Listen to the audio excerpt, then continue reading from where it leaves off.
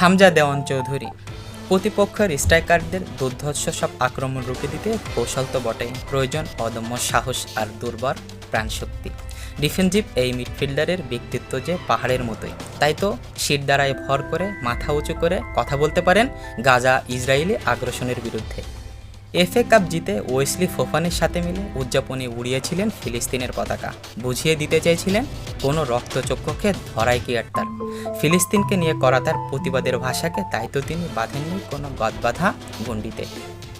ঈদ উদযাপনের দিনেও হামজা তাই আরেকবার মনে করিয়ে দিলেন সে কথাই। সোশ্যাল মিডিয়াতে পোস্ট করা ঈদ শুভেচ্ছা বার্তায় পাওয়া গেল সে রেশ। কালো পাঞ্জাবিতে ঈদের দিন হাসি মুখে থাকা হামজার হাতে দেখা গেল ফিলিস্তিনের পতাকা ঘোষিত এক ব্রেসলেট। নীরব প্রতিবাদে যেন মনে করিয়ে দিতে চাইলেন ঈদের এই আনন্দের দিনেও কতটা নিরন্দন্দে কাটছে ফিলিস্তিনিদের।